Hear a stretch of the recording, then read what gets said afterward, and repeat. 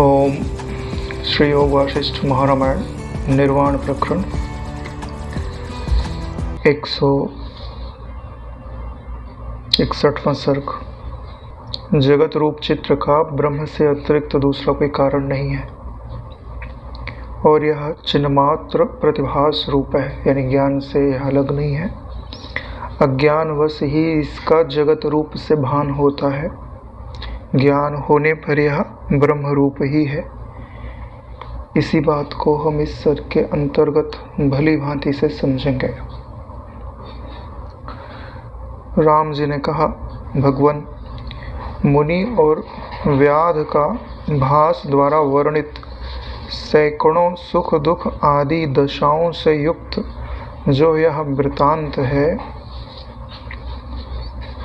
यह क्या प्रतिदिन दिखाई दे रहे स्वप्न आदि के समान अन्य कारण से शून्य है। कहने का तात्पर्य है कि राम जी पूछ रहे हैं कि जैसे सपना बिना कारण के होता है, ठीक वैसे ही ये जो हमने मुनि का और व्याध का वृतांत सुना है आपके मुख से, और विपश्चित का भी वृतांत सुना है, उसमें जो उन्हें सैकड़ों सुख दुख आदि के प्रसंग उन्होंने देखे हैं या झेले हैं, वो सब तो अब स्वप्न की तरह ही हो गए हैं। तो जैसे स्वप्न का कोई कारण नहीं होता है, क्या इनका भी कोई कारण नहीं है? तो जैसे लवण गाधी आदि के चांडालता आदि इंद्रजालिक और भगवान के वरदान आदि निमित्त से हुए थे, वैसे ही अन्य निमित्त से हुआ है क्या? राजा लवण का तो आप लोगों को पता ही है कि वो चांडालता को प्राप्त हो गए थे, और गाधी भी जो है वो भी भगवान की माया से उन्होंने भी अपने आप को नीच जाति का अनुभव किया। तो दोनों को चांडालता का अनुभव हुआ, इंद्रजालिकता का अनुभव हुआ। तो उसमें क्या कोई ईश्वर का वरदान जैसे उनमें कारण था, तो क्या यह जो जगत हमको दिखाई देता है इनमें भी कोई कारण है कि इनका कोई कारण नहीं है? वशिष्ठ जी ने उत्तर देते हुए कहा कि हे वत्स, स्व आत्मरूप परमात्म महासागर में इस प्रकार के शून्यात्मक प्रतिभा आवर्त यानी भ्रांतियां अपने आप निरंतर होते रहते हैं, यानी इनका कोई विशेष कारण नहीं है। जिस समुद्र में तरंग उत्पन्न होते रहती है, ऐसे ही स्व आत्म रूप जो परमात्मा सत्ता है, महासागर है, उसमें ही दृश्य रूपी लहरियां उत्पन्न होते रहती हैं। इसका कारण ब्रह्म के सिवाय कोई दूसरा नहीं, लेकिन ब्रह्म भी ना इसका निमित्त कारण है, ना उपादान कारण है। तो बोले कौन सा कारण है? बोले कारण शब्द तो नहीं लगाया जा सकता, अधिष्ठान शब्द लगाया जा सकता है कि ब्रह्म इनका अधिष्ठान है। हाँ, जब तक बोध नहीं हुआ तब तक आप उसको कारण मान सकते हैं। जैसे पंखा आदि निमित्त रहे चाहे ना रहे, स्पंदात्मक वायु से निरंतर सूक्ष्म अति सूक्ष्म स्पंदलेश सदा निकलते ही रहते हैं। जिससे अब हमको लगता है कि हवा नहीं है, क्योंकि हवा चल नहीं रही है।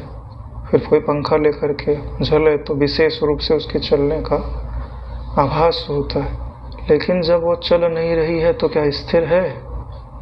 स्थिर नहीं है नारायण। तब भी वो चल ही रही है, उसकी स्पंदता का अनुभव हम कर नहीं पा रहे। लेकिन अगर आप प्रकाश की किरण को गुजार के देखें तो उनके अंदर जो कण आपको दिखाई देंगे, स्थिर थोड़ी ना दिखाई देंगे।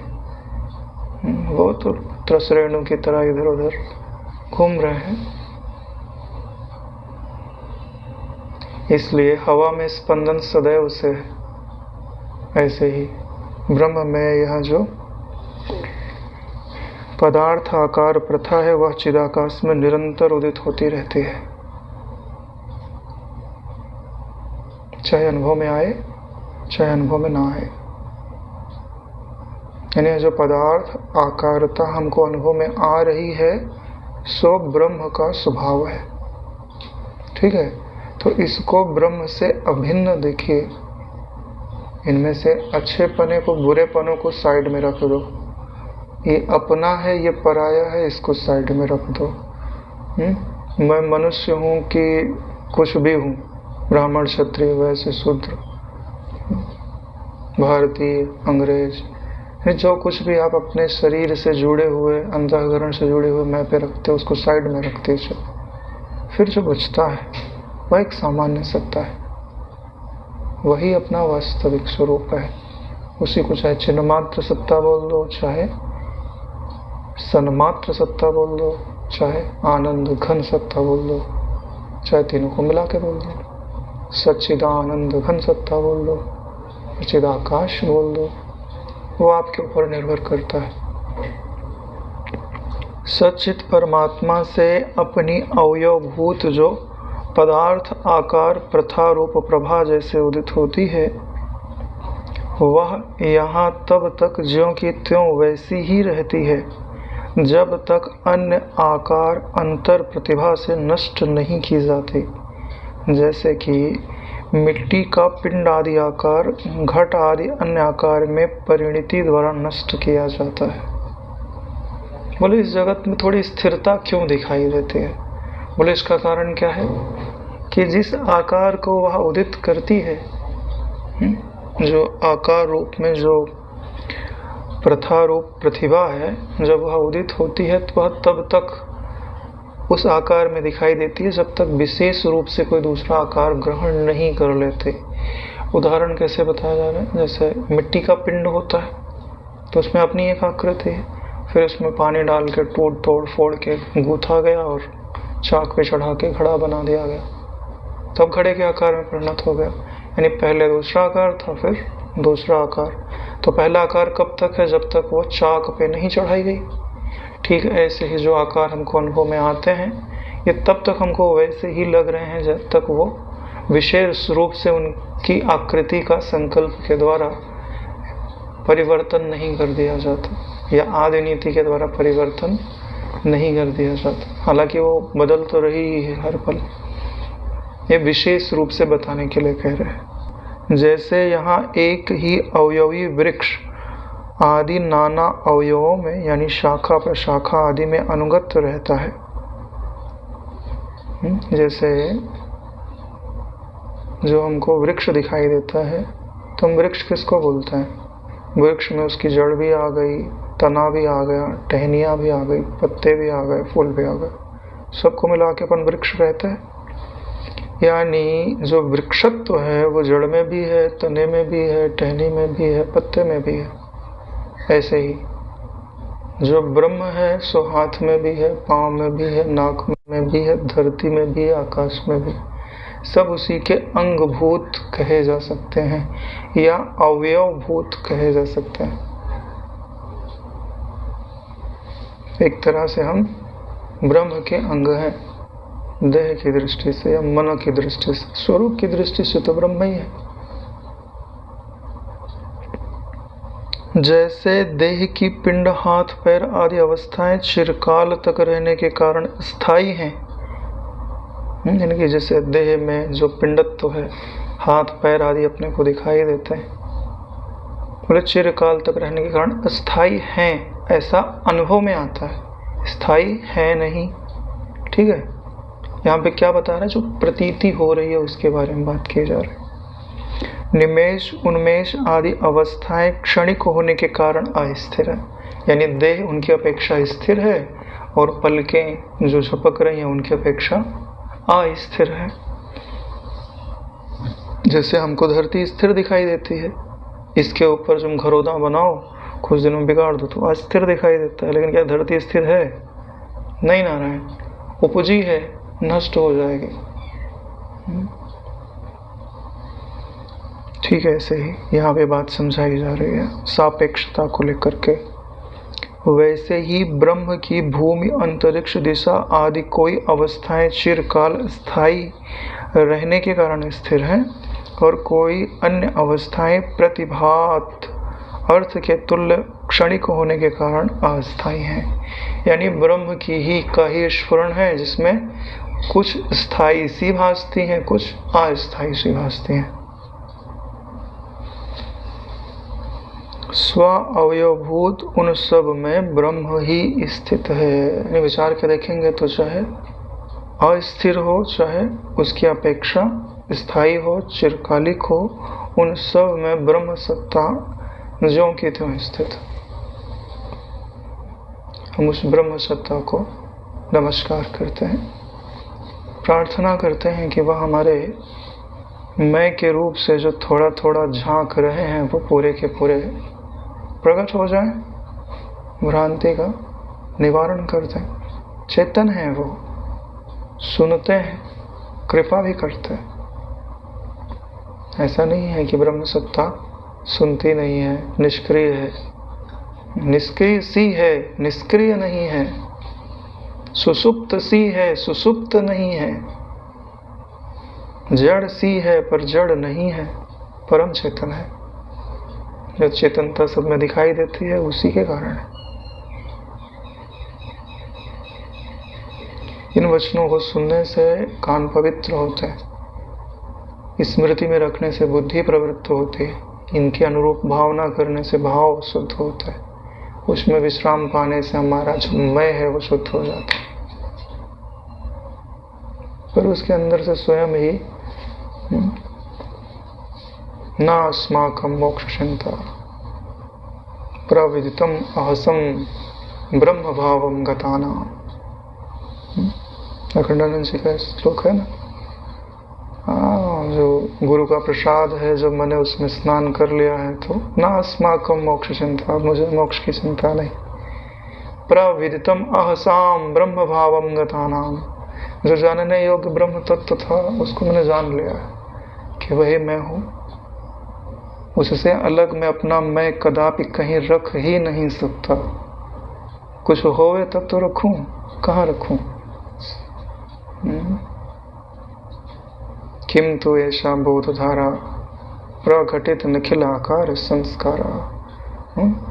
ये जो गुरुओं की कृपा है, जो भी हम योग वासिष्ठ पढ़ रहे हैं, ये वही बोधधारा है। जब हम इसमें भली भांति स्नान करते हैं तो हमारे चित्त के अंदर जो नाना प्रकार के संस्कार हैं, आकार के, नाम और रूप के, वो सब धुल जाता है। फिर क्या होता है? स्वच्छंदम दंध्वनि थी, तो जो ब्रह्म वाक्य है वो हृदय में अपने आप दंध्वनि थी, अपना घोष करने लगता है। जैसे शंख बजती है ना, तो कैसा नाद गूंजता है, ऐसे हृदय के अंदर आप ब्रह्म भाव छलकने लगता है। प्रतिपदम मधुना ताम अनुव्यंजयामः। अब मैं अपने हर कदम पे, हर वाक्य में उसी ब्रह्म अनुभव को अपनी वाणी के द्वारा व्यक्त करता हूँ। क्या श्लोक, क्या पदों की रचना है। हृदय सुन के गदगद हो जाता। यही तो वास्तविक गुरु की स्तुति है, गुरु के तत्व का निरूपण है। निज आत्मा में स्वप्न नगर के समान यह चिति चमत्कार केवल भान ही है। यह जो हमको अनुभव में आ रहा है, ये क्या है? बोले चिति का चमत्कार है, संबित का चमत्कार ये तो है। स्वप्न नगर हमको भास रहा है। बोले है क्या? बोले केवल भान रूप है, सिर्फ तुमको इसको ज्ञान हो रहा है। वहां वो वस्तु है कि नहीं पता। सामने मुझे को मकान, लाइट दिखाई दे रही है। अपन 10-20 साल से इधर है, कभी जाके उधर देखे तो है नहीं कि दीवार है, लाइट है कि नहीं है। क्या बता भूतनगर हो है। ऐसे होते हैं नारायण कि जिनमें रात भर प्रकाश दिखाई दे, दिन में जाकर ढूंढो तो वहाँ कुछ होता ही नहीं है। रात में वहाँ रोशनी दिखाई देगी, मकान दिखाई देगा, चहल पहल दिखाई देगी। दिन में जाओ ढूंढो तो शमशान, कुछ नहीं। तो तुम किसको सच्चा मानोगे नारायण? दिख तो उस समय भी रहा, अगर रात को तुम चले जाओ तो वहां भासेगा, सब कुछ भासेगा। ऐसा भ्रम के अतिरिक्त कुछ नहीं है। जिसको तुम सत्य मानते हो बोले हमने देखा, तो बोले आंख सत्य बोलती है ना, यही तो मानते हो। बोले हमने हाथ से छू के देखा, वो वस्तु थी। तो क्या तुम यह बात मानते हो कि हाथ से छुई गई हर वस्तु सत्य होती है? अरे भाई, जैसे तुम मनुष्य को छूते हो, ऐसे पुतला बना दिया जाए तो पुतले को भी तो छूओगे। दोनों तो स्पर्श में आते हैं, तो फिर सच्चा कौन और झूठा कौन?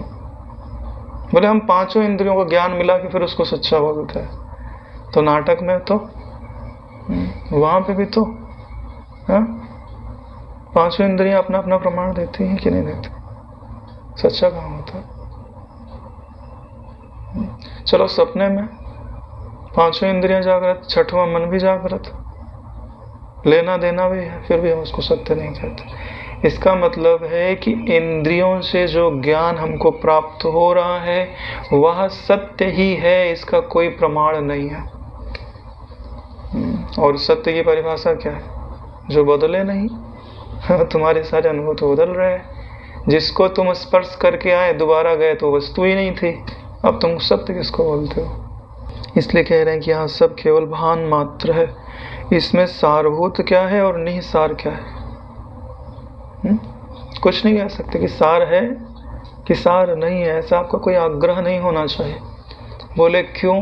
बोले जिसको ज्ञान नहीं हुआ उसको सार रूप दिखाई देता है जगत, और जिसको ज्ञान हो गया है उसको तो अपना आपा नाम रूप की दृष्टि से निहिसार लगता है। तो जिसकी जैसी दृष्टि उसको ऐसा अनुभव में आता है।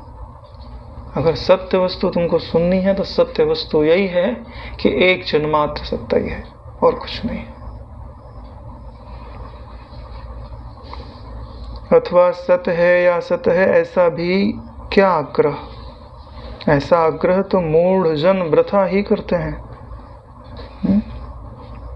जिनकी बुद्धि उदार नहीं होती वह ही अपने पूर्वाग्रह से ग्रसित होकर के बोलते हैं ऐसा ही है। हम जो कहते हैं मान लो। जिनकी मति उदार है बोलते हैं ठीक है, हम उस तत्व का वर्णन तो करते हैं, आप अपनी बुद्धि से विचार के देखो। अगर सत्य उपलब्ध हो तो स्वीकार कर लो, अगर सत्य उपलब्ध ना हो तो यथ इच्छा से तत्करो। भाई हमको क्या लाभ है? हम तुमको ब्रह्म तत्व समझा देंगे, तुम जीवन मुक्त हो जाओगे, तो हमको लाभ भी क्या? क्योंकि हमारी दृष्टि में तो तुम स्वप्न पुरुष से ज़्यादा अपनी कोई औकात तो रखते नहीं हो। तो हमारी दृष्टि में तो तुम कभी बंधन में नहीं हो। जैसे वैसे माना जाए ना कि भाई ये पाप में पड़ा था, हमने दीक्षा दिलवाई, इनको जब करते हैं उन्नत हो रहे हैं, ठीक है, तो हृदय में भाव भी बनता है कि हमने कुछ अच्छा काम किया। हाँ, तो सच में अच्छा काम है, लेकिन जब आप प्योर ज्ञान में खड़े हो जाओगे तो सपना ही मेरा है। जिसको दिलाया वो भी मैं ही हूँ, जिसने दिलाया वो भी मैं हूँ, और दृष्टा की ओर देखो तो दोनों ही नहीं है। तो मैंने अच्छा किया यह अभिमान भी नहीं है, और कुछ उल्टा सीधा हो गया वह अभिमान भी नहीं है। जगना जरूरी है नारायण। हे तत्वज्ञ लोगों, संसार चिदाकाश का विकास मात्र है। यह जो संसार है वो चिदाकाश का विकास मात्र है। लेकिन बड़ा आश्चर्यमय विकास है कि विकास करते हुए भी वह निर्विकार है, यानी उसमें विकास नाम मात्र का ही है, क्योंकि वह पूर्ण है। ऐसा थोड़ी ना कि गांव जो है पहले अस्त व्यस्त था, सड़क बन गई, लाइट आ गई, पंखा आ गया, रोजगार मिल गया तो विकास हो गया। ऐसा ब्रह्म में विकास। अतः सर्वतः यानी सब प्रकार से सत्यम शिवम सुंदरम में आस्था अनास्था आदर अनादर आदि क्या कुछ हो सकता है? दो पक्ष ही नहीं है नारायण। तो किसको तुम सुंदर कहोगे, किसको तुम असुंदर कहोगे? दो पक्ष कब तक है? जब तक द्वैत है।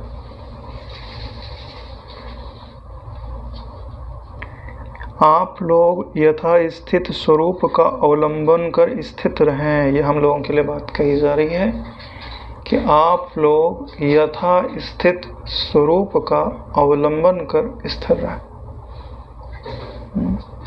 किसमें स्थित रहें? स्वरूप में। यही हम लोगों के लिए गुरुजनों की आज्ञा है। स्थित ना रह पाओ तो प्रार्थना करो, पुकारो उसको, जप करो, सिर पटको। हाँ, छोटा सा बच्चा जैसे रिझा लेता है अपने माता पिता को, वैसे उस ब्रह्म सत्ता को, गुरु सत्ता को रिझा लो।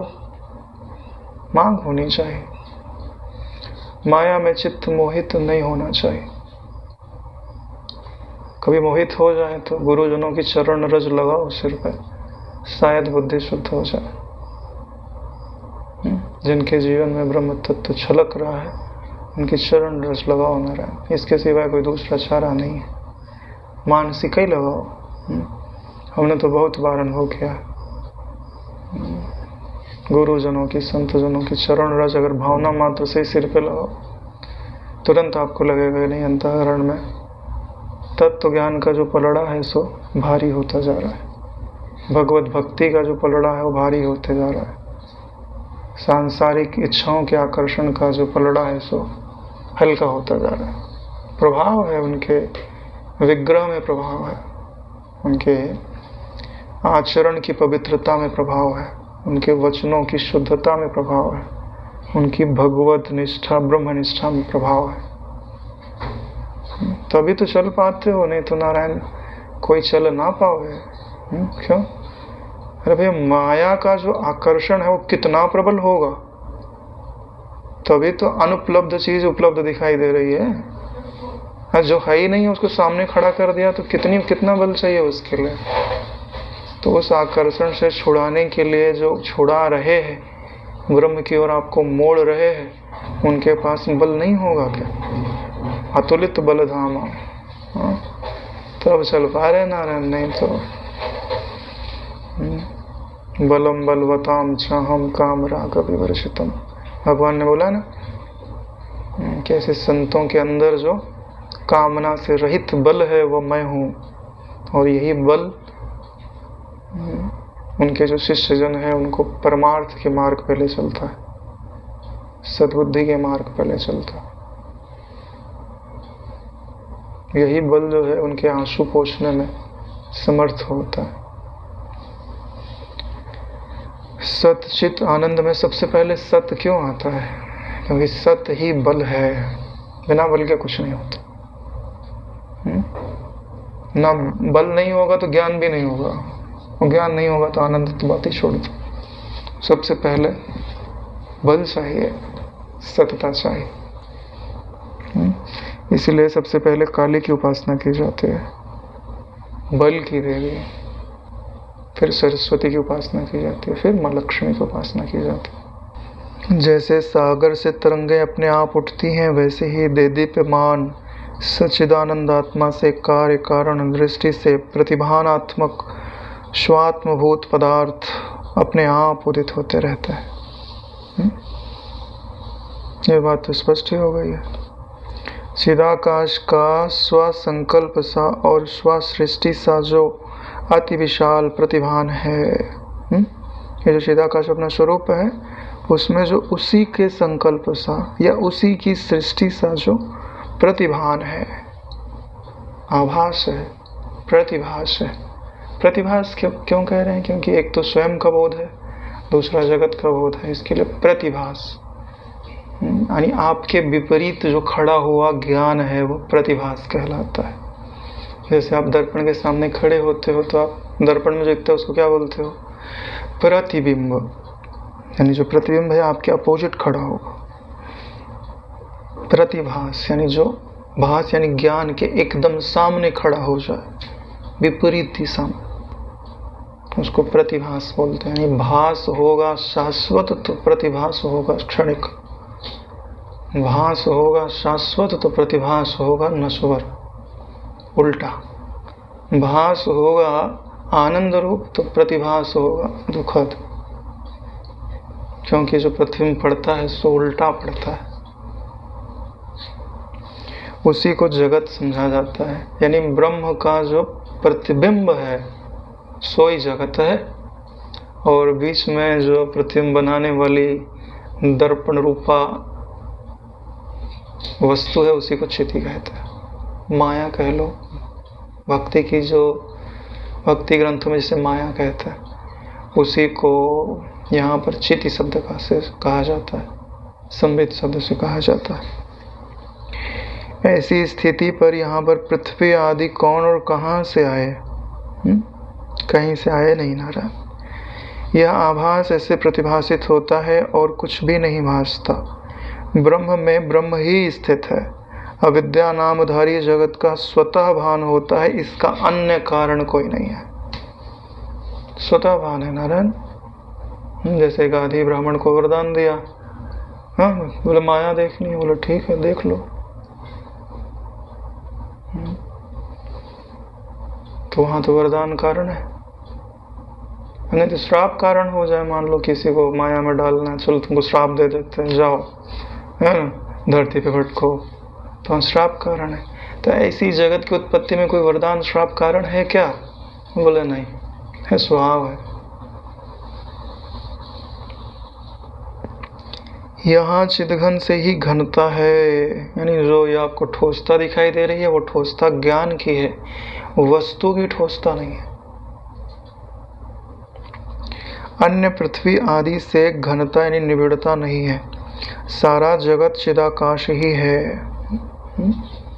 सारा जगत चिदाकाश ही है। ये जो टेबल है ये भी चिदाकाश, बॉटल चिदाकाश, ये ग्रंथ ये जिस पे स्टैंड पे रखा हुआ है, शरीर, तो इतने सारे चिदाकाश नहीं नारायण। चिदाकाश एक सत्ता आकाशवत, उसमें ये वस्तुएं ठीक वैसे ही हैं जैसे दर्पण पे प्रतिबिंब होता है। दर्पण सत्य है, प्रतिबिंब जो है सो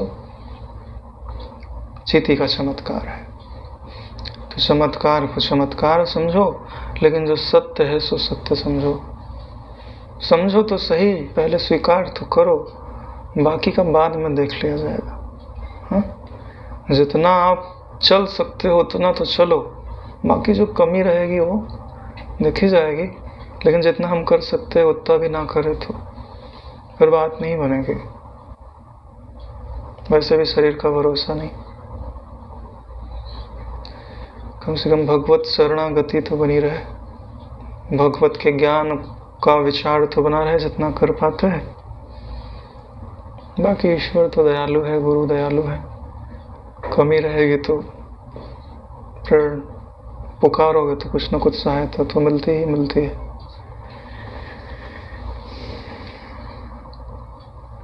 सारा जगत चिदाकाश ही है, यही परम बोध है। इसका भूमिका के अभ्यास से जो दृढ़ीकरण है वही मुक्ति है।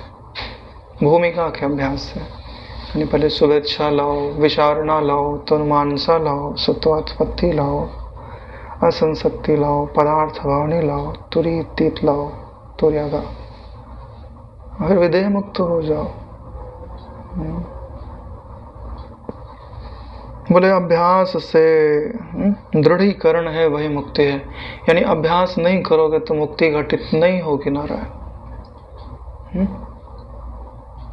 अभ्यास की महिमा बार बार आ रही है, ठीक है। इसके लिए जब ये वचन सुनाए जाते हैं तो उस पे उसका आश्रय लेकर के प्रमाद नहीं करना चाहिए कि किसी का विवाह हो गया तो उसे याद नहीं करना पड़ता, हाँ कि मेरी पत्नी है। तो बोले ठीक है, हमको अभ्यास की भी क्या ज़रूरत है, जान लिया अपन ब्रह्म है ना, खाओ पियो मौज करो। तो वो बात इसलिए नहीं बताई गई नारायण, हाँ, कि तुम अभ्यास ना करो। तुम ब्रह्म हो यह समझ लेते हो तो ब्रह्म में जो तुम्हारा मैं है वह तो टिक जाता है, लेकिन तुम्हारा मन अभी भी पूर्ण वैराग्य न होने के कारण उपशमता को प्राप्त नहीं होता।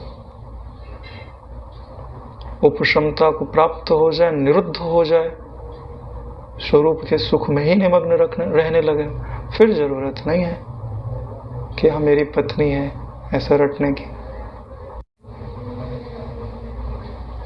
अब किसी की स्मरण शक्ति कमजोर हो गए और 1000 पत्नियां हो गए उसकी, तो भूल ही जाएगा ना ये मेरी पत्नी थी भी कि नहीं थी।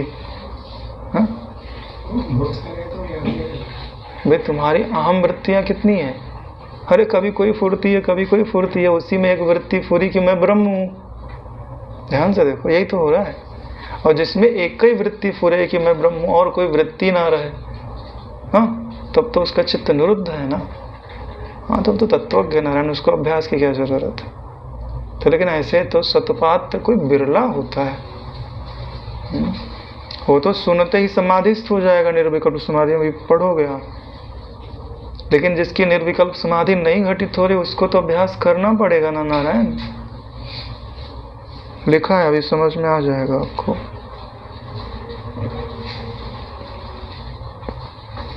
क्योंकि हम ऐसे लोगों से हमारा पाला पड़ा है, इसलिए हम बार बार यहाँ रुक जाते हैं कि कहीं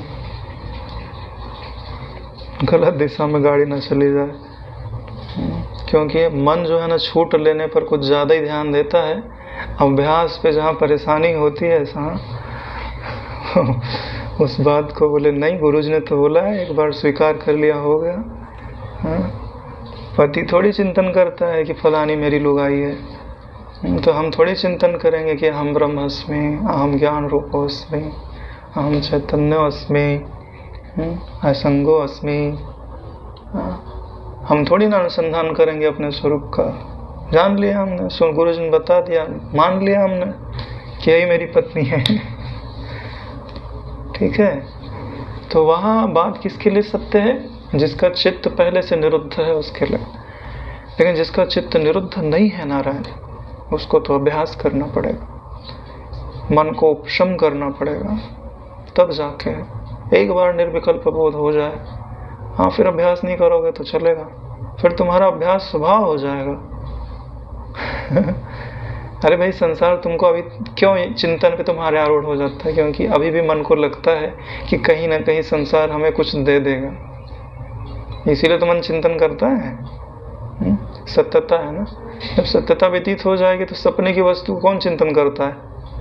सपने की वस्तुओं का कभी चिंतन नहीं होता ना।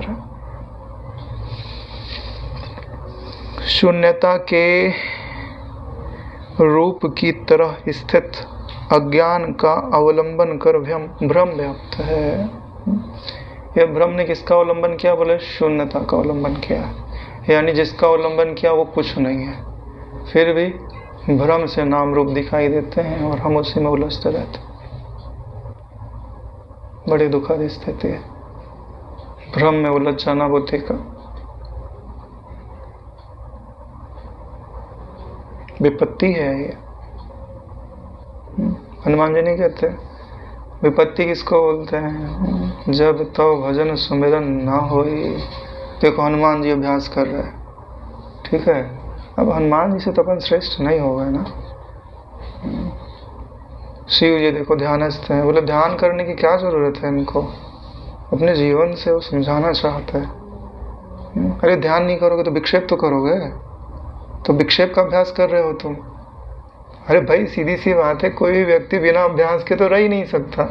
या तो वो आँख खोल के जगत को फाड़ेगा, या तो दृष्टि को अर्धोन्मिलित करके ब्रह्म भाव की तरफ ले जाएगा। दो ही तो गतियाँ हैं, तो समाधि में रहेगा। समाधि में रहेगा तो बोला यही तो जाएगा कि समाधि का अभ्यास कर रहा है।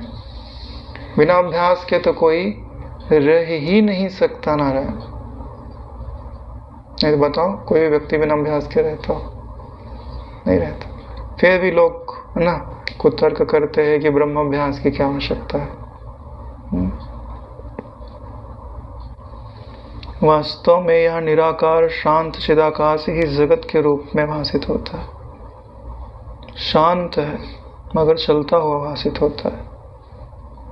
चिदाकाश रूप है जिसमें आकृति नहीं है, फिर भी आकृति सहित भासता है। स्वीकार कर लो उसको। जो दृष्टा स्वरूप है अपना, उसमें मैं भली भांति स्थित तो है ना। क्यों भाई लोगों, वो तो पकड़ में है ना भली भांति, यही मैं हूँ। उसका भान सदा बना तो रहता है कि जो असंग तत्व है, साक्षी तत्व है, व्याप्त तत्व है, वही मैं हूँ, ये नहीं हूँ मैं। 25-30% अहमता रहे, 40% भी रहे तो कोई दिक्कत नहीं है, 50 भी रहे चलो कोई दिक्कत नहीं है, 1% अपन कभी भी चिंतन करके बढ़ा देंगे, हाँ, मगर 50% तो अपना दृष्टा स्वभाव रहना चाहिए। मेरे ख्याल से इतना तो पकड़ में आ गया होगा, क्यों रुद्र? नहीं आया तो अभ्यास करो, इतने से समझौता मत करो ना रे, दृष्टा स्वरूप में तो खड़े हो जाओ।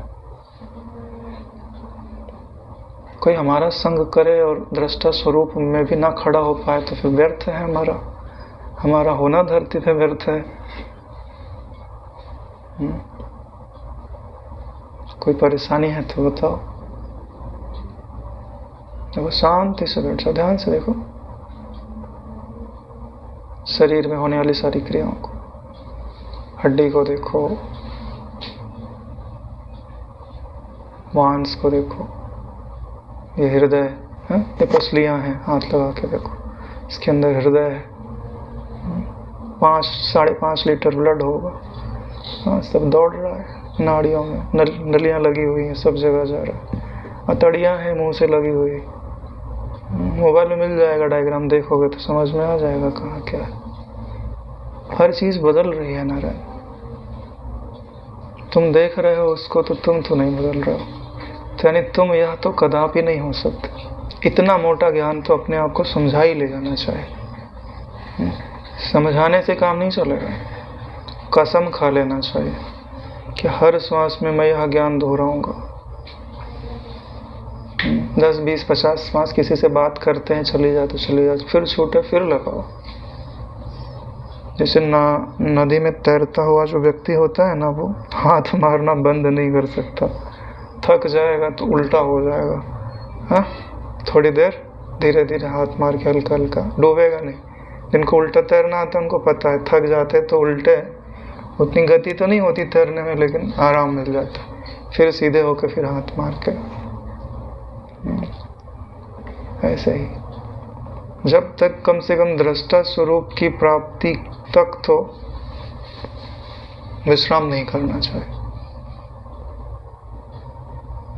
बोलते हुए भी तुमको लगना चाहिए कि मैं नहीं बोल रहा, सुनते हुए भी तुमको लगना चाहिए कि मैं नहीं सुन रहा, चलते हुए लगना चाहिए कि मैं नहीं चल रहा। ये शरीर जिसमें चल रहा है वो मैं हूं।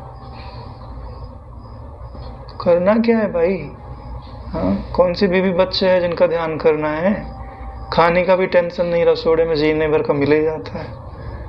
हाँ, और युवावस्था है, ऐसा नहीं कि कमर बहुते दुख रही, थोड़ा बहुत दुखता है, लेकिन अभी इतना तो परेशानी नहीं है कि हमारे चिंतन में बाधा बन जाए। मुश्किल से 20-21 दिन, 21 दिन में तो हाथ पे आ जाता है। इतना तो आपकी चित्त की शुद्धता हो चुकी है, मैं लिख के दे सकता हूँ। जिसने 5-10 साल आश्रम में गुजार दिया और जो घंटे भर बैठ के तत्व ज्ञान की बात झेल सकता है, मैं बोल रहा हूँ झेल सकता है, अच्छा तो लगना नहीं बोल सकता है, हाँ, लेकिन अच्छा लगता है, लेकिन भाई सबसे छोटा बोल रहा है तो उससे बड़ा तो तुम्हारा हो ही गया। नहीं तो किसी को बिठा के दिखाओ, 1 घंटा रोज आके बैठे तत्व ज्ञान की बातें सुने, नहीं बैठ सकता नारायण। क्यों? अंतःकरण शुद्ध नहीं हुआ, उसे लगता है मैं सब जानता हूँ। हाँ, ये जो बातें बता रहे हैं, जो चर्चा हो रही है, वो सब मैं जानता हूँ। राम जी का धैर्य देखो, बैठे हैं शांति से, वही बातें वशिष्ठ जी कितनी बार बोलते हैं, हर बार सम्मान से प्रणाम करके, सिर्फ सुन ही नहीं रहे, फिर से पूछ भी रहे, तो हम उनसे श्रेष्ठ तो नहीं हो गए। तभी राम जी हैं। राम अवतार में जो सुना फिर कृष्ण अवतार में गाया है। आज सुनोगे तभी तो कल सुनाओगे मतलब खुद को तो सुनाओगे। गीता बाहर गूंजे चाहे नहीं गूंजे, लेकिन अपने भीतर तो गूंजनी चाहिए। निर्विकल्प समाधि की प्रतिष्ठा से जिसका देह भान उच्छिन्न हो चुका है। क्या लिखा है वर्ड? निर्विकल्प समाधि की प्रतिष्ठा से, सिर्फ तत्वज्ञान सुनने से नहीं लिखा है। क्या लिखा है? निर्विकल्प समाधि की प्रतिष्ठा से जिसका देह भान उच्छिन्न हो चुका है, देह भान बोला गया है, अभिमान नहीं बोला गया, देह अभिमान। देह अभिमान तुम जागृत में विचार करके हटा देते हो। देह का भान यानी पता ही नहीं चले कि शरीर मेरा है भी, धरा पे है भी कि नहीं है, उच्छिन्न हो चुका। जब देह का भान नहीं रहेगा तो जगत रहेगा क्या? लेकिन यह ज्ञान रहेगा कि देह का भान नहीं है। नहीं तो सुसुप्ति में तो रोज घटता है, लेकिन उसको अपन निर्विकल्प समाधि थोड़ी ना बोलता है।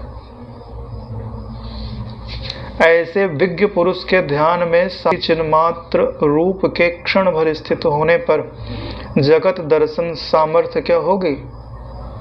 जब क्षण भर के लिए भी अगर ये घटना घटती है तो जो शुद्ध साक्षी चिन्मात्र सत्ता है उसमें तुम्हारी स्थिति होती तो क्या जगत दिखाई देगा? अरे नहीं दिखेगा नारायण, त्रिपुटी नहीं है। तो जब वहां जगत नहीं है तो इस समय भी जगत नहीं है। कहिए इसलिए अज्ञान दृष्टि से ही जगत दर्शन की सामर्थ्य हो सकती है, ज्ञान दृष्टि से नहीं हो सकती, वो शुद्ध ज्ञान दृष्टि। इसलिए तो अगर आपको विज्ञजन बनना है तो आपके अंदर निर्विकल्प समाधि में कम से कम 3 मिनट स्थिर होने का बल तो होना चाहिए। इसी को बापूजी क्या कहते हैं? कुछ ना करो। कुछ ना करो का मतलब समझ रहे हैं? सब कुछ पहले हटा दीजिए और एक ही सत्ता बचती है, तो बोलिए यही सत्ता है और यह सत्ता कुछ नहीं करती और वही मैं हूँ। ऐसा दृढ़ निश्चय करके उसमें शांत हो, समाहित हो रहिए। इसको कुछ ना करना बोलता है। अविद्या में तुम खड़े हो गए और वहीं कुछ नहीं करोगे तो क्या ब्रह्म में चले जाओगे? पहले ब्रह्म में जाओ। तुम जंगल में पड़े हो और बोले कि तुम चलो मत, ठीक है, तो तुम क्या घर पहुंच जाओगे? अरे पहले घर पहुंच जाओ, फिर बिस्तर पर लेट जाओ। बोले अब क्या करूं सोने के लिए? बोले अब कुछ मत करो। बात समझ में आ रहे हो? विश्राम करने के लिए घर पहुंचना जरूरी है, बिस्तर पर लेटना जरूरी है, फिर घटना घटती है क्या? कुछ ना करने की। जंगल में सिंह के सामने पड़े हो और बोले मैं कुछ ना करूं, खा जाएगा फाड़ के तुमको। ये बात विचार से ही समझ में आते है। इसलिए किसी का कुछ नहीं करना सिद्ध नहीं हुआ। अरे भाई तुम अभी द्वैत के सन्मुख खड़े हो, ठीक है? जब तुम द्वैत के सन्मुख खड़े हो, अहमता शरीर में है, अंतःकरण में है, तो कुछ नहीं करना कैसे घटित होगा? कुछ नहीं करने के लिए आप क्या करोगे? जैसे बोलूँगा कि भाई ब्रह्माकार वृत्ति बनाओ, बोले कुछ नहीं करना मतलब ये भी मत बनाओ, ठीक है? तो करोगे क्या? होगा क्या? पहले समझ से जहाँ से हटना है वहाँ से हट जाओ। फिर जब तुम अपने सिंहासन पर बैठ गए, बोले अब मुझे कुछ नहीं करो, अब जो आएगा बोलना तुम लोग है ही नहीं। यह तो बोलना पड़ेगा नारायण, कुछ नहीं करने का ये नहीं मतलब होता है। ऐसे वृत्ति आई तुमको, बोली तुम उठो, ये सिंहासन मेरा है, बोला ये मेरा है, तुम हट। इसको कुछ नहीं करना बोलता है, क्योंकि कुछ नहीं करने का मतलब होता है कि जो सत्ता कुछ नहीं करती है उससे अपनी एकता का बोध, इसको कुछ नहीं करना बोलते हैं। बाकी कुछ नहीं कोई कर नहीं सकता। क्यों? क्योंकि करने में जब बैठ गया तो कुछ नहीं करने में जाएगा कैसे? कुछ नहीं करने का मतलब होता है उस सत्ता से एकता प्राप्त करना जो कुछ नहीं करती है। समझ रहे हैं ना बात को? अगर ये आपको ठीक से समझना है तो जनक जी का उदाहरण लेकर के देखें। क्रम से उसमें बताया गया है। पांव रख दिए उसमें। अरे बोले चढ़ता कैसा है? शरीर मेरा है। नहीं, पहले शरीर से कुछ मत करो, छोड़ा ना। एकाएक तुम लोग सोचते हो कुछ ना करने में पहुंच जाए, तो मन से सोचना चालू किए तो बोले ये मन मेरा है। तो मन से कैसे सोचता है? कुछ ना करना घटित हुआ मन में, फिर बुद्धि निर्णय करने लग गई, मैं राजा हूँ, ये हूँ, वो हूँ। अरे बुद्धि से निर्णय कैसे करता है? बुद्धि मेरी है, यानी बुद्धि छोड़। देख रहे हो ना, कुछ नहीं करने में कैसे आया जाता है। तो अगर वो पांव रखते वहीं पर, अगर उनको विचार नहीं डाला जाता तो कुछ नहीं करना घट जाता क्या? तो नारायण यहाँ विचार से आता है। जो गुरुजी अपने को बताते हैं वह सूत्र है। सूत्र को खोल के नहीं बताया जाता क्योंकि उसमें पात्र और अपात्र का भेद रहता है कि जो पात्र होंगे वह स्वयं विचार करके समझेंगे, नहीं तो मुझसे आके प्रश्न करेंगे, और जो अपात्र होंगे वो तो गुरुजी ने बताया किसी और के लिए। इसलिए तो किसी ने जब प्रश्नोत्तरी होती किसी ने पूछा थोड़ी कि बापूजी कुछ नहीं करने का वास्तविक अर्थ क्या होता है। इसलिए मैं मतलब समझता हूँ ऐसा कि अगर कोई अच्छा सत्संग करना चाहता है तो गुरुजी के सत्संग में जो हीरे बापूजी ने फेंके हैं उनको कलेक्ट करो और उस पे ही सत्संग करो। गुरु का ज्ञान रह गया, गुरु का प्रचार हो रहा है गुरु के ज्ञान का, और वो निखरते जाएगा। लेकिन इसके लिए कौन चाहिए भाई? जिसके जीवन में स्वयं प्रकाश हो, जिसके जीवन में खुद ही प्रकाश नहीं है वो नहीं समझ में नहीं आएगा उसको। सही बोल रहा हूँ कि नहीं? क्योंकि देखो सारे उदाहरण गुरुजी नहीं बताए, मेरी मति का कुछ नहीं है, लेकिन सिर्फ अरेंज किया है कि हाँ गुरुजी ने कहाँ क्या बताया हुआ है। क्योंकि मैंने जैसे गुरुजी ने बोला मैंने सोचा अप्लाई करके देखता हूँ क्या घटित होता है। फिर मैंने जब अप्लाई करने लगा तो विचार अपने आप आने लग गया। तो अगर मैं विचार को रोक दूं, वहीं पर विचार को स्वीकृति ना दूं, तब तो मैं अविद्या में ही खड़ा रहूंगा। शून्यता आ सकती है, तत्वबोध नहीं घट सकता। तत्वबोध के लिए विचार होना जरूरी है। और विचार करने में क्या हो लगता है, जैसे 10 मिनट मतलब जितने साल गुजर गए जीवन को उतने अज्ञान में चले गए, तो 10 मिनट और से 10 मिनट बाद घटेगा कुछ नहीं करना, और क्या होगा? कुछ नहीं करना तो घटेगा ही घटेगा, लेकिन 10 मिनट बाद घटेगा। जिस चिद धातु के आकाश भाग का यानी चिदाकाश अंश का जहाँ पर जैसे जैसे भान होता है वह वहाँ पर वैसे वैसे मुक्ति पर्यंत इस तरह बोध और अबोध स्वभाव से रहता है। यानी ये जो चिद धातु है, चिद धातु के अंदर ही संबित फुर्ती है। और सबसे पहले संबित क्या फुर्ती है कि मैं आकाश रूप हूँ। जब यह धारण करती है कि मैं आकाश रूप हूँ, तभी उसमें आकाश भासता है। जब उसमें आकाश भासता है तो उसी आकाश में 2 तरह के पदार्थ भासते हैं, एक बोध रूप, दूसरे अबोध रूप, यानी एक जड़ और दूसरे चेतन। और जैसा जिनके लिए संकल्प है वैसा वे भासते हैं। यद्यपि यह दृश्य भ्रम आकाश में यानी शून्य है, फिर भी जैसे जन्मतः तिमिर रोग से पीड़ित नेत्र वाले व्यक्ति का आकाश में एक चंद्रमा के बदले 2 चंद्रमा दिखाई देना यह दोष शांत नहीं होता, वैसे ही अविचारवान पुरुष का यह भ्रम कदापि शांत नहीं होता। यानी कोई ऐसे भी प्राणी जन्मते हैं जिनके नेत्र में दोष होता है, जन्म से ही एक प्राणी 2 दिखाई देता है, तुमको जीवन भर ऐसे दिखाई देता। चंद्रमा देखेंगे तो 2 दिखाई देगा, उनमें से कौन सा सच्चा कौन सा झूठा। तो ठीक है, ऐसे जो अविचारवान पुरुष होते हैं उनको एक ब्रह्म तत्व तो 2 के रूप में दिखाई देता है। बोले द्वैत 2 मतलब बोले एक यह दो एक दूसरा मैं, 2 के रूप में दिखाई देता है। हालांकि यह सब शून्य रूप ही है।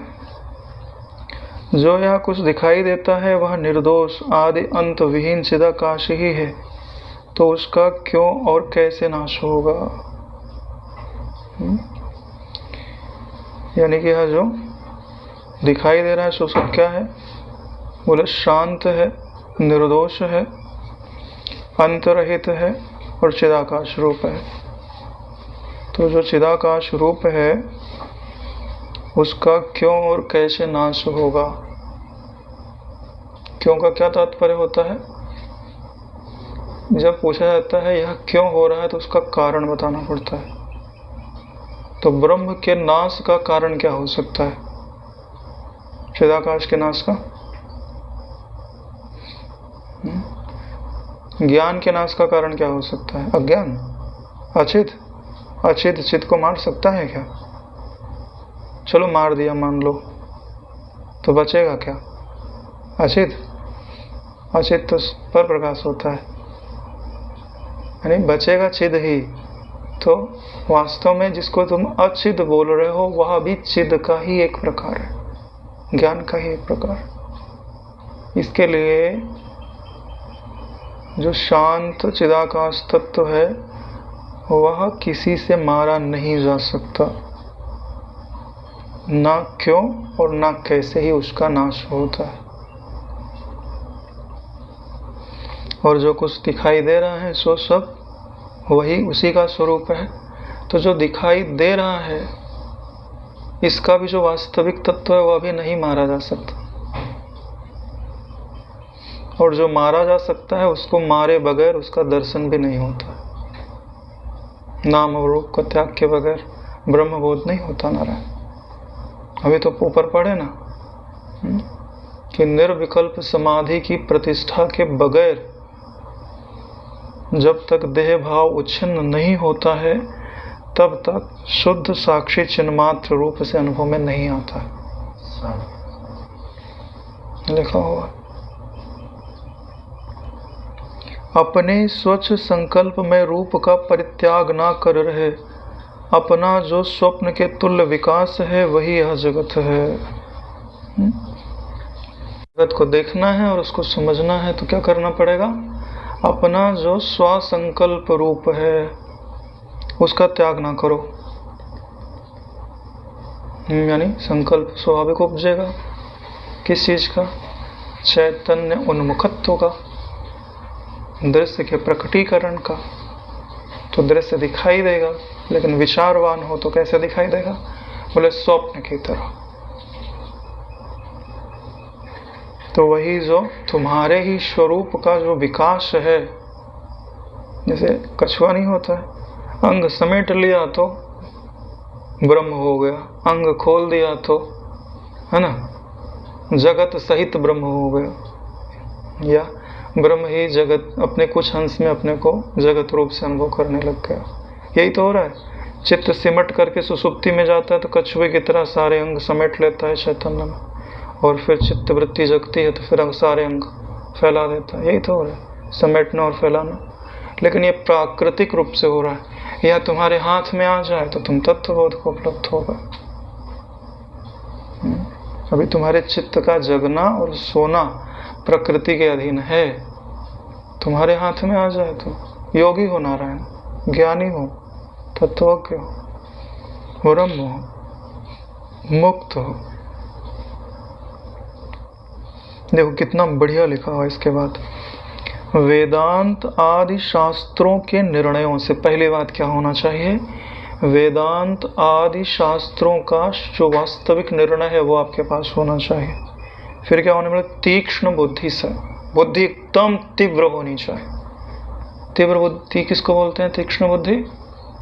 अरे नारायण, जो इंद्रियों के आकर्षण से रिश्वत ना लेवे, सो बुद्धि तीक्ष्ण कही जाती है। और ऐसी तीक्ष्ण बुद्धि किसे आती है? अभ्यास से। कितनी भी तीक्ष्ण बुद्धि हो, लेकिन अगर वो इंद्रियों से के आकर्षण का रिश्वत लेती है तो वो अपना सिर ले जाके फोड़ देगी। कहाँ पे? जैसे बाण हो, तुम ले जाके उसको लोहे पे ही मारो तो क्या होगा? धार चली जाएगी। ऐसे ही होता है। अभ्यास से उसको तीक्ष्ण बना रहे हो, ले जाके फिर से पत्थर पे ही पटक रहे। अरे भाई, जिस पे काटना उस पे लगाओ ना। उसके बाद क्या कहते हैं? परस्पर ऊहापोह से आत्मा को सोया हुआ सा बनाकर प्रबुद्ध पुरुष जिसका ज्ञान होता है उसे आत्मा कहते हैं। परस्पर ऊहापोह। ऊहापोह का मतलब क्या होता है?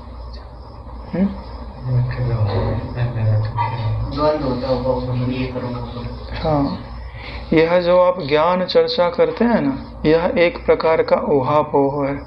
ठीक है, जैसे चावल पकाना होता है तो क्या करते हैं? नीचे का चावल ऊपर, ऊपर का चावल नीचे। इसी को ज्ञान की भाषा में यहाँ पे इसका अर्थ क्या होता है? बोले ऊहापोह, यानी परस्पर चर्चा से आत्मा को सोया हुआ सा बनाकर। यहाँ आत्मा का अर्थ क्या होता है? मन।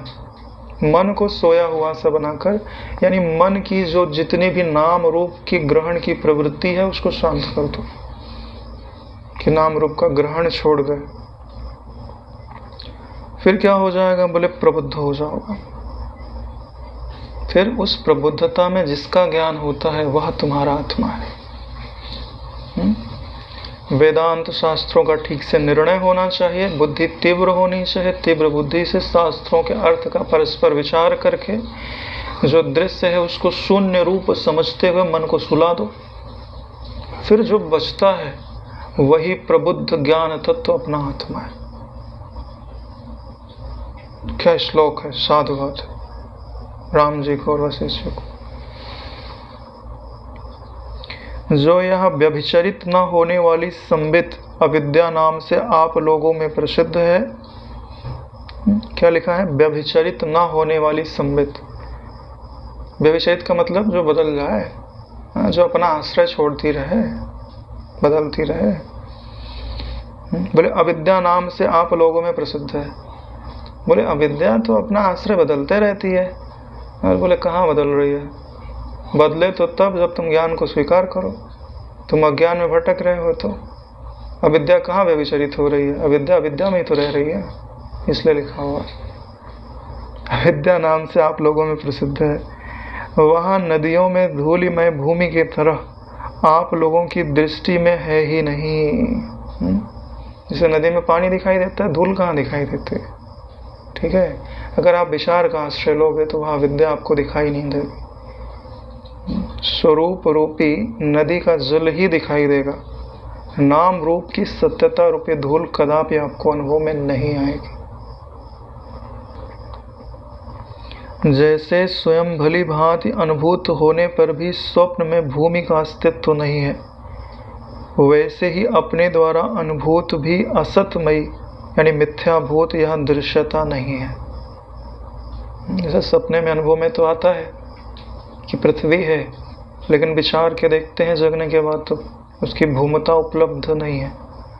ठीक वैसे ही यह जो जगत में पदार्थता अनुभव में आती है, ठीक, मन को स्थिर करो और फिर देखो क्या पदार्थता है? नहीं। हम करते क्या है? आंख फाड़ के देखते रहते हैं और फिर बोलते हैं कि हम जगे ही नहीं। कई लोग मेरे से आगे प्रश्न करते हैं, क्या? बोले हम सपने से जग जाते हैं तो हमको एकदम लगता है कि जो सपना था एकदम मिथ्या था, लेकिन हम कितना ही विचार करें जगत वैसा मिथ्या तो नहीं लगता। क्यों लगेगा मिथ्या? जगत में ही खड़े हो और जगत के मिथ्यात्व का विचार कर रहे हो। ट्रेन पे बैठे हो, ट्रेन चल रही है और तुम सोच रहे हो कि मैं स्थिर हो जाऊं। कितना ही स्थिर हो, ट्रेन तो चल रही है ना। ट्रेन से उतरना पड़ेगा ना नारायण, तो मन से उतरो। जब मन से उतरोगे तुम तो मन रहेगा क्या? अमन हो जाएगा नारायण। तुम्हारी कारण उसके अंदर गति है।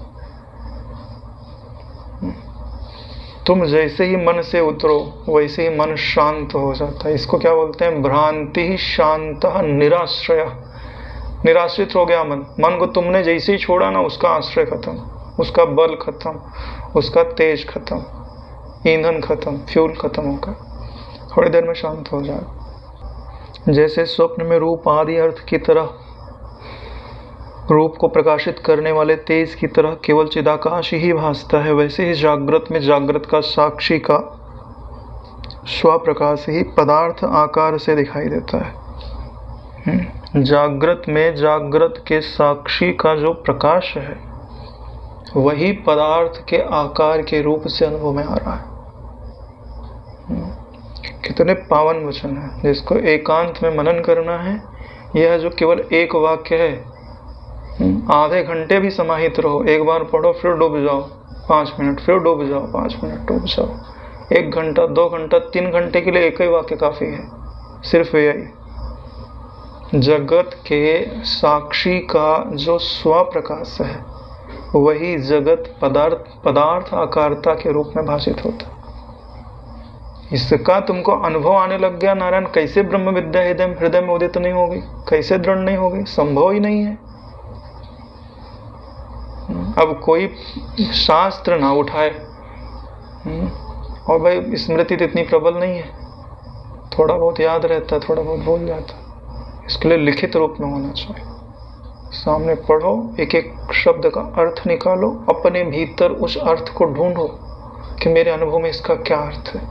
मेरे अनुभव में साक्षी, जागृत का जो साक्षी है उसका क्या अर्थ है, जागृत का क्या अर्थ है। बोले जागृत का अर्थ ये सब कुछ जो आंख से दिख रहा है, हाथ से स्पर्श में आ रहा है, नाक से सूंघने में आ रहा है, जो चारों तरफ मेरे जो ये दृश्य फैला हुआ है, धरती, मकान, लोग, इसी को तो जागृत बोलते हैं। बोले इसका जो साक्षी है, बोले वो कहाँ रहता है, ढूंढो।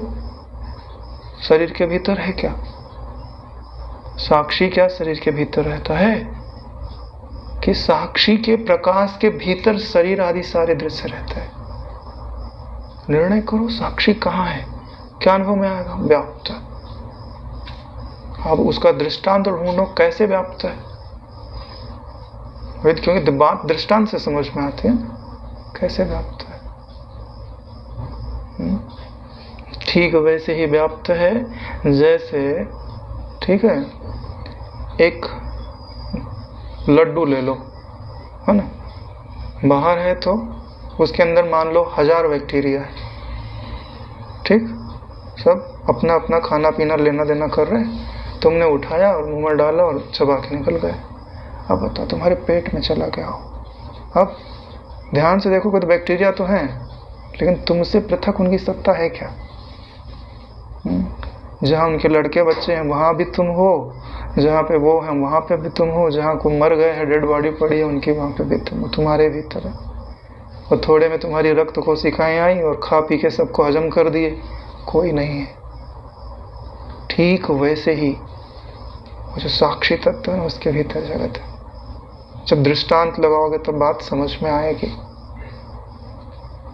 और फिर बोलोगे उसके अंदर पदार्थ आकारता कैसे भाषित होती है, जैसे सूरज के प्रकाश में नाना रूप भाषित होता। सोचो कि यही वाक्य है, आपको कितने सारे अनुभव देखे जाएगा, आपकी कितनी सारी भ्रांतियों को हटा के जाएगा। अब सीधी सी बात है, अभ्यास ना करे तो कोई कुछ नहीं कर सकता। बाकी तो सब कुछ तो दिया ही हुआ। यहाँ बैठने से भी अभ्यास ही तो हो रहा है, और क्या हो रहा है। जो बात अभी मैं दृष्टांत दे करके बतला रहा हूँ या तो चित्त में जा तो रही है। कल को एकांत मिलेगा, थोड़ी प्यास जगेगी तो दूर आओगे तो सही, या जब ये तुम पढ़ोगे दोबारा तो याद तो आएगा कि ऐसे समझाया गया था।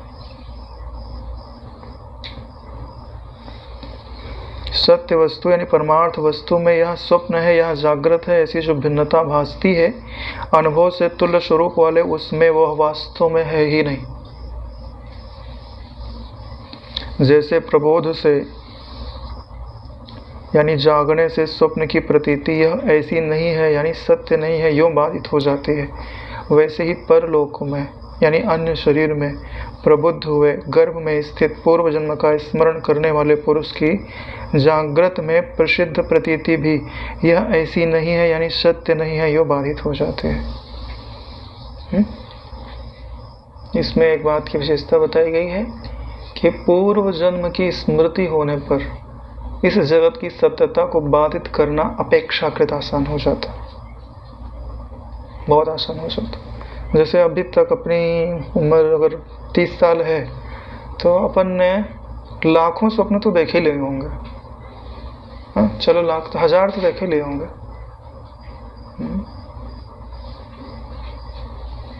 तो समझ लो 1000 तुम्हारे जन्म थे, तुमने अपने 1000 जन्म देख लिए।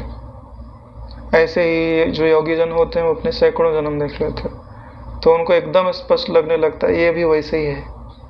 हाँ जैसे हमने 1000 सपने देखे वैसे एक सपना ये भी है। कोई बात नहीं, आपको 1000 जन्म देखने की जरूरत नहीं, अपने 1000 दिन स्मृति में ला लो पीछे के। स्मृति प्रबल होनी चाहिए। तत्वबोध में स्मृति की प्रबलता अनिवार्य शर्त है। जो घटित होता है वो आपके होश में घटित होता है कि बेहोशी में घटित होता है। अगर बेहोशी में घटित हो रहा है तो वह ज्ञान बढ़ाएगा, अगर होश में घटित हो रहा है और तुमको क्रोध भी आ रहा है तो तुम्हारा ज्ञान बढ़ाएगा। होश में हो ना तुम तो तुमको पता चलेगा ना कि ये जो क्रोध आ रहा है ये फायदा कर रहा है कि नुकसान कर रहा है। तुम दोबारा नहीं करोगे, वैसी गलती नहीं करोगे। गलती बार बार क्यों होती है? क्योंकि हम होश में नहीं रहते, जागृति में नहीं रहते। या तुम दारू पिया हुआ है, अरे नाली में कौन गिरना चाहता है नारायण? शरीर नहीं संभलता तो आदमी गिर जाते हैं। नाली में गिरने पे कोई सुख होता है? चोट लगेगी, दुर्गंध मिलेगी, बीमार होगा तुम्हें। चले आ जाए, विश्राम लेते हैं।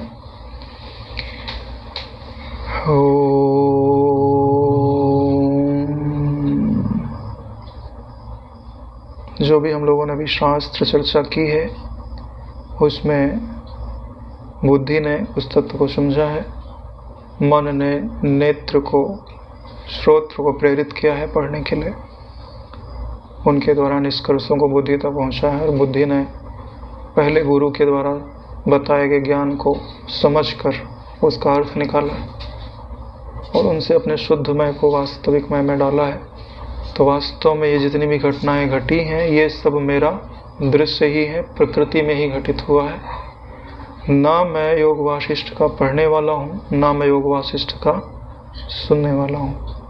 मैं इन सब को जो सुन रहा है, पढ़ रहा हूँ, उन सब का प्रकाशक मात्र हूँ। तो इनके द्वारा जो भी घटनाएं घटी हैं मैं उसी तत्व को अर्पित करता हूँ। ओम कायेन वाचा मनसेन्द्रियैर्वा करोमि यद् यद् सकलं परस्मै श्री सद्गुरुवेति समर्पयामि। ओम सहनावतु सहनौ भुनक्तु सह वीर्यं करवावहै तेजस्विनावधीतमस्तु मा विद्विषावहै। ओम शांति शांति शांति। श्री सद्गुरुदेव भगवान की जय।